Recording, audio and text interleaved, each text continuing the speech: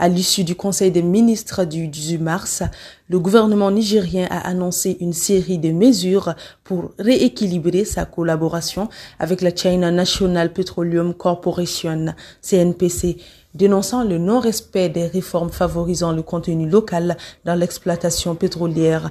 Les nouvelles dispositions incluent l'exécution des contrats de sous-traitance par des entreprises locales, la révision de certaines conventions, la nomination de représentants nationaux à des postes stratégiques au sein de la CNPC, avec les mêmes droits et avantages que leurs homologues chinois et une meilleure articulation entre la Convention des transports du 15 septembre 2019 et les contrats de transport du pétrole brut.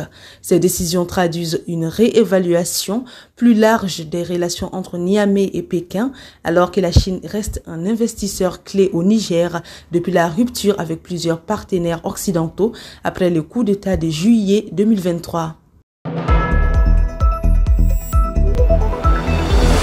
Les rebelles du M23 ont annoncé samedi qu'ils allaient se positionner hors de la ville de Walikale, dans l'est de la République démocratique du Congo RDC, prise jeudi, ainsi que de ses environs, afin de soutenir les efforts de paix. La ville de Walikale est la plus à l'ouest des localités prises par le M23 en RDC et se trouve sur une route reliant 4 provinces de l'est du pays. Les rebelles se sont déjà emparés depuis janvier de Goma et de Bukavu, les deux plus grandes villes de l'Est de la RDC. Dans un communiqué, l'Alliance du fleuve Congo AFC, coalition portée par le mouvement rebelle M23, a déclaré avoir décidé de repositionner ses forces de la ville de Walikale et de ses environs afin de favoriser des conditions propices aux initiatives de paix.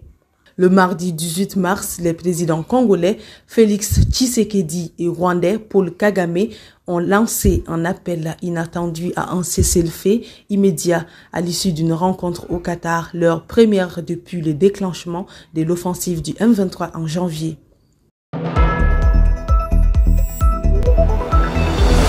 L'exclusion de Charles Blé Goudé et de Laurent Gbagbo à quelques mois de la présidentielle d'octobre 2025 est dénoncée par leurs camps respectifs comme une manœuvre politique. La Commission électorale indépendante CEI a dévoilé une liste comprenant 8 761 348 électeurs, dont 769 757 nouveaux inscrits. Laurent Gbagbo et Charles Blé Goudé ont écopé de 20 ans de prison pour des faits liés à la crise post-électorale de 2010-2011. Amnistiés par la justice internationale, mais faute d'amnistie du président Alassane Ouattara, ils ne peuvent être réinscrits sur la liste électorale. Une période de contentieux prévue du 22 mars au 5 avril permettra de contester l'omission d'un électeur, une radiation ou des erreurs matérielles.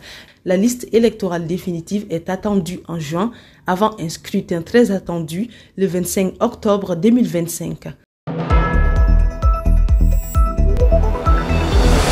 Le gouvernement sénégalais a relevé la taxe spécifique appliquée au tabac et produits du tabac importé. Fixée auparavant à 65%, cette taxe atteint désormais 70%, conformément aux dispositions de la loi des finances 2025. Cette augmentation concerne également les déchets de tabac et les nouveaux produits du tabac. En augmentant la taxe sur le tabac, l'État espère freiner sa consommation, notamment parmi les jeunes et les fumeurs à faible revenu, deux catégories particulièrement vulnérables aux effets nocifs du tabagisme. Cette mesure s'inscrit dans la stratégie nationale de lutte contre le tabac portée par le Programme national de lutte contre le tabac du Sénégal qui vise à réduire l'accessibilité et l'attractivité du tabac à travers des politiques fiscales dissuasives. C'était le journal de NCA, la nouvelle chaîne africaine. Merci pour votre fidélité.